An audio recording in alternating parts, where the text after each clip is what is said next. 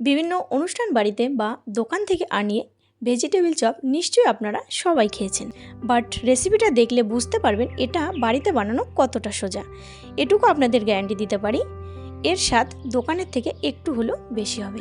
আচ্ছা, dream kitchen with village ফুডের নতুন একটা রেসিপিতে আপনাদের সবাইকে স্বাগত জানিয়ে আমার নতুন রেসিপিটা শুরু করছি।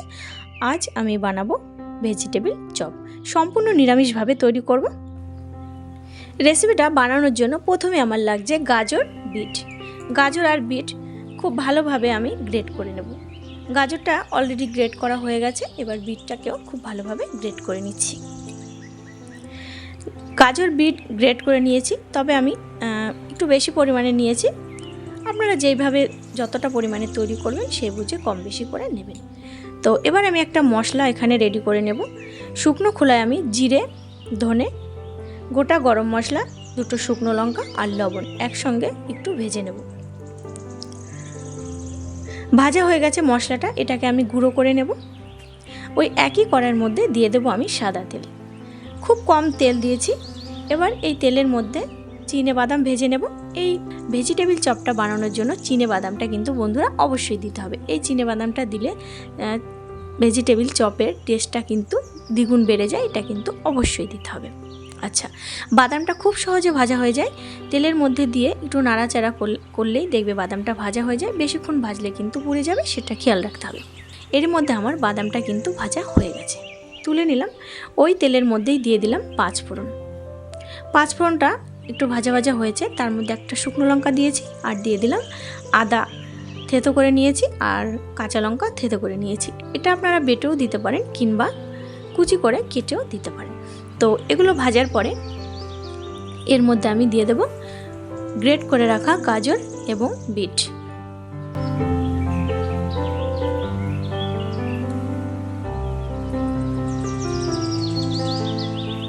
এবার এর মধ্যে দিয়ে দেব স্বাদ মতো লবণ।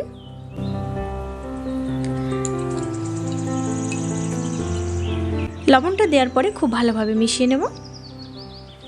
আর বন্ধুরা, রেসিপিটা কিন্তু একদম ইউনিক রেসিপি, একদম অল্প সময়ে বাড়িতে খুব সহজে তৈরি করে নেওয়া যাবে।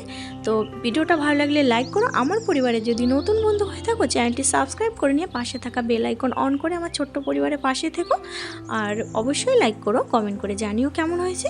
তো বিটটাকে কিন্তু লবণ দিয়ে খুব ভালো করে একটু নেড়ে চেড়ে নিলেই দেখবে খুব কম সময়ের মধ্যে এটা সেদ্ধ হয়ে যাবে। তো এবার আমি ঢাকনা চাপা দিয়ে ঢেকে খুব ভালো করে এই সবজিটাকে সেদ্ধ করে নেব। আচ্ছা, 2-3 মিনিট একটু ঢাকনা চাপা দিয়ে রেখেছিলাম, এবার ঢাকনাটা তুলে নিলাম। আর দেখতেই পাচ্ছ সবজিটা কিন্তু গাজর আর বিটটা পুরোপুরি সেদ্ধ হয়ে গেছে। তো বন্ধুরা, আমি এই ভেজিটেবিল চপটা বানানোর জন্য আলু আগে থেকেই সেদ্ধ করে নিয়েছিলাম, সেটা তোমাদের দেখানো হয়নি। তো আলুটা আমি একটু ভেঙে ভেঙে নেব। তো এটা গ্রেটারের সাহায্যে গ্রেট করে দিলে একদম মিশে যাবে, যার জন্য আমি একটু হাত দিয়ে ভেঙে ভেঙে দিচ্ছি, এতেই হবে। তোমরা গ্রেট করেও দিতে পারো। এবার এই আলুটা আমি গাজর আর বিটের মধ্যে দিয়ে দেব।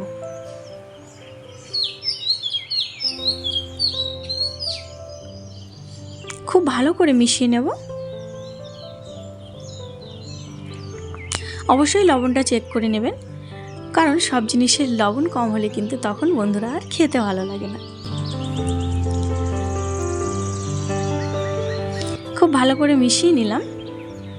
এখানে বোঝাই যাচ্ছে না কোথায় বিট এখানে বোঝাই যাচ্ছে না কোথায় গাজর কোথায় আলু। তো যে চিনেবাদামটা ভেজে নিয়েছিলাম সেটা আমি একটু ভেঙে ভেঙে নিয়েছি, চিনেবাদামটা দিয়ে দিলাম। চিনেবাদামটা দেওয়ার পরে খুব ভালোভাবে মিশিয়ে নেব।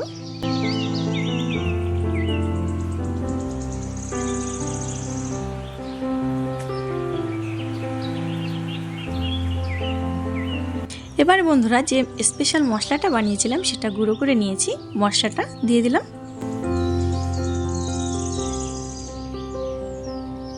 মশলাটা দেওয়ার পরে খুব ভালো করে সমস্ত কিছু উপকরণ একসঙ্গে মিশিয়ে নেব। পুরটা কিন্তু বন্ধুরা আমার অলমোস্ট রেডি হয়ে গেছে।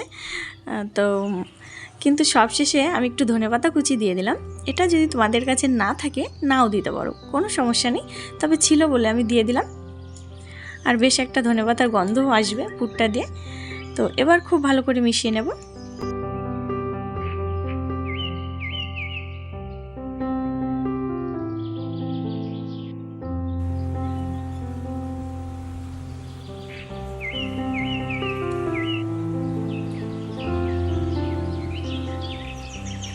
এবার পুরটা নামিয়ে নেব। তবে এখানে আমি আরেকটা উপকরণ অ্যাড করব, তবে এটা তোমরা নাও দিতে পারো।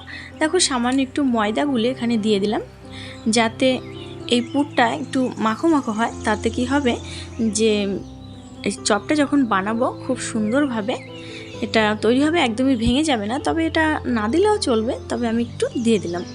তোমরা যদি চাও দিতে পারো কিংবা নাও দিতে পারো, কিংবা কর্নফ্লাওয়ার গুলিয়ে সেটাও দিয়ে দিতে পারো। তো এই ময়দা গুলানোটা দেওয়ার পরে আমি খুব ভালো করে মিশিয়ে নিয়ে পুরটা নামিয়ে নেব। একদম অল্প দিয়েছি। পুরটা নামিয়ে নিয়ে ঠান্ডা করে নিলেই দেখবে একটু শক্ত হয়ে যাবে। তো বন্ধুরা পুরটাও ঠান্ডা হয়ে গেছে। আর এদিকে আমি চপটা বানানোর জন্য সমস্ত উপকরণ নিয়েছি। দেখতেই পাচ্ছ আমি একটা থালার মধ্যে ব্রেড ক্রাম্বস নিয়েছি, আর এখানে একটা বাটির মধ্যে শুকনো ময়দা নিয়েছি, আর একটা বাটির মধ্যে নিয়েছি ময়দা গুলে। দেখতেই পাচ্ছ প্রথমে আমি শুকনো ময়দার মধ্যে কোট করব, তারপরে যে ময়দাটা গুলিয়ে নিয়েছি তার মধ্যে দেব, এবং সবশেষে ব্রেড ক্রাম্বসের মধ্যে দিয়ে খুব ভালো করে দেখো মাখিয়ে নিয়ে আমি চপটা রেডি করে নেব। তো দেখতেই পাচ্ছ বন্ধুরা আমার সমস্ত ভেজিটেবিল চপগুলো রেডি হয়ে গেছে। তো চলো এবার ভেজিটেবিল চপগুলো ভাজার পালা। উনুনটা ধরিয়ে কড়াই বসিয়ে দিয়েছি, কড়াইতে দিয়ে দিচ্ছি সাদা তেল। অবশ্যই সাদা তেলে ভাজবো। তো তেলটা যখন মিডিয়াম গরম হবে তখনই চপটা এর মধ্যে দিয়ে দেব। একদম হালকা আঁচে কিন্তু দেবেন না। যখন দেখবে তেলটা একটু মিডিয়াম গরম হয়েছে তখনই ভেজিটেবিলগুলো তেলের মধ্যে দিয়ে দিতে হবে। খুব বেশি ভেজিটেবলস একবারে দিতে যাব না, তাহলে একটার গায়ে একটা লেগে গিয়ে ভেঙে যাবে। তো অল্প অল্প দিয়ে আমি একইভাবে ভেজে নিচ্ছি। আর বন্ধুরা এগুলো ভাজতে কিন্তু খুব একটা সময় লাগে না, 2-3 মিনিটের মধ্যে এগুলো ভাজা হয়ে যায়। তো দেওয়ার সঙ্গে সঙ্গেই দেখতেই পাচ্ছ যে কত সুন্দর কালার চলে এসছে। একটু নেড়ে চেড়ে নিলেই হয়ে যাবে। আর বন্ধুরা রেসিপিটা কেমন লাগলো কমেন্ট করে অবশ্যই জানিও, আর লাইক করে দিও প্লিজ। তোমরা লাইক কমেন্ট করলে ভিডিও বানানোর ভীষণ উৎসাহ বাড়ে। আমার ছোট্ট পরিবারের নতুন বন্ধু হলে চ্যানেলটি সাবস্ক্রাইব করে নিয়ে পাশে থাকা বেল আইকন অন করে আমার ছোট্ট পরিবারের পাশে থেকো, আর বন্ধুদের মধ্যে শেয়ার করো প্লিজ। তো দেখতেই পাচ্ছ প্রায় ভাজা হয়ে গেছে ভেজিটেবলসগুলো। তো আগে আমি যে 3টে দিয়েছিলাম এই 3টে রেডি হয়ে গেছে, তো নামিয়ে নিচ্ছি। এবারে বাদবাকিটাও এই 3টেও হয়ে গেছে, নামিয়ে নিলাম। একইভাবে সমস্ত ভেজিটেবলসগুলো আমি ভেজে নিয়েছি, আর ভীষণ করকরে হয়েছে। তো একটা চপ আমি তোমাদের ভেঙে দেখাচ্ছি ভেতরটা কতটা সুন্দর হয়েছে। উপরটা করকরে আর ভেতরটা একদম সফট, দেখো কতটা সুন্দর হয়েছে।